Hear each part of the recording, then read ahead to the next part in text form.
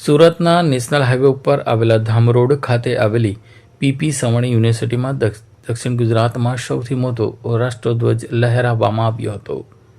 રાજ્યના નાયબ મુખ્યમંત્રી એવા હર્ષ સંઘવીના હસ્તે 45 મીટર ઊંચા રાષ્ટ્રધ્વજને લહેરાવવામાં આવ્યો હતો.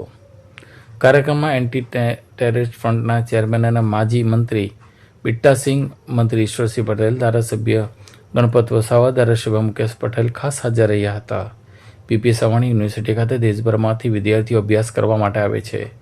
વિદ્યાર્થીઓની રાષ્ટ્રીય ભાવના વધે માટે યુનિવર્સિટીનો પ્રયાસ છે. મોટી સંખ્યામાં વિદ્યાર્થીઓ પણ હાજર રહ્યા હતા.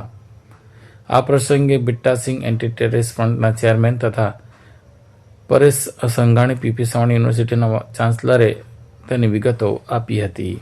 उनके परिवार को, बापूजी को, वाइस चांसलर, सब स्टाफ को मैं बहुत बहुत मुबारकबाद देता हूँ. स्टूडेंट को कि हिंदुस्तान के अंदर, खास तौर पे गुजरात के अंदर, सूरत के अंदर, वो भी यूनिवर्सिटी के अंदर, जहाँ पूरी दुनिया के स्टूडेंट आते हैं. हिंदुस्तान के तो आते हैं, पूरी दुनिया के स्टूडेंट आते हैं.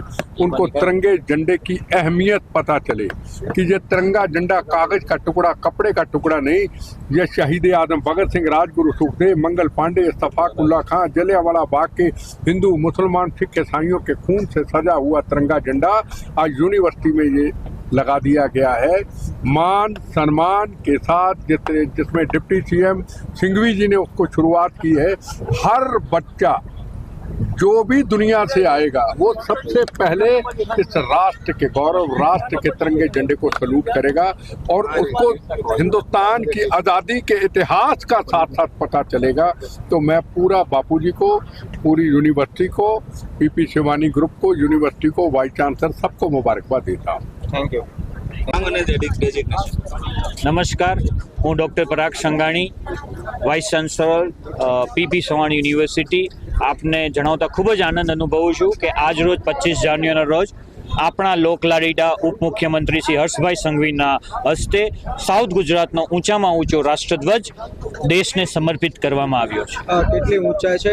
આ રાષ્ટ્રધ્વજ 45 મીટર ઊંચો છે અને આ રાષ્ટ્રધ્વજ 365 દિવસ પીપી સવાણી યુનિવર્સિટીના વિદ્યાર્થીઓ, અધ્યાપકો અને કર્મચારીઓને હંમેશા યાદ દર્શાવશે કે જે રીતે આ રાષ્ટ્રધ્વજ ઉચ્ચ કક્ષાએ લહેરાઈ રહ્યો છે એવી જ રીતે ઉચ્ચ કક્ષાએ દેશની આન, બાન, શાનને આપણે લઈ જવાની છે અને એના માટે નિષ્ઠાપૂર્વક કાર્ય કરવાનું છે. સમગ્ર દૂષણોથી, આજે જ જે ઉપમુખ્યમંત્રીએ કીધું કે સમગ્ર દૂષણોથી મુક્ત થવા માટે આ રાષ્ટ્રધ્વજ યુવાનોને પ્રેરણા આપશે અને દેશને વિકસિત ભારત 2047માં બનાવવા માટે પ્રેરણાદાયી બનતો રહેશે. Thank you.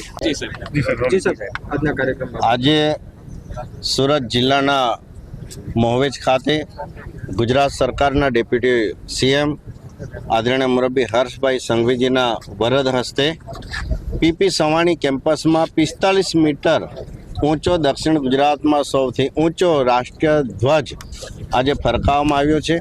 અને આ એવા સમયે ફરકાવવામાં આવ્યો છે કે આવતીકાલે 26મી જાન્યુઆરી પ્રજાસત્તાક દિવસ છે અને તારીખ પણ 26/1/26 અને આવો અદ્ભુત સંજોગ 76 વર્ષમાં એક વખત આવે છે.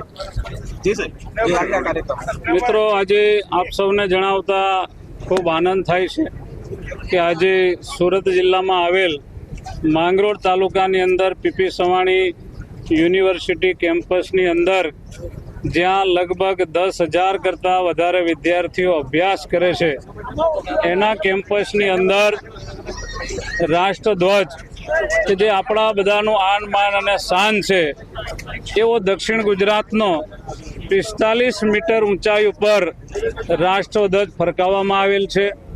અને આ રાષ્ટ્રધ્વજ આપણા જ ગુજરાતનું ગૌરવ, નવયુવાન, ઉર્જાવાન ઉપમુખ્યમંત્રી શ્રી હર્ષભાઈ સંઘવી સાહેબના કરકમલોથી આ રાષ્ટ્રધ્વજ ફરકાવવામાં આવેલ છે. ત્યારે આ રાષ્ટ્રધ્વજ એ હજારો વર્ષની આપણી જે ગુલામી હતી અને ગુલામીમાંથી દેશને આઝાદ કરનાર અનેક શહીદો એમનું પોતાનું સમગ્ર જીવન દેશ માટે સમર્પિત કર્યું છે, કુરબાન કર્યું છે, એ બધાની યાદ અપાવે છે. कॉल करें अभी 8730533664 पर या 9426889560 पर.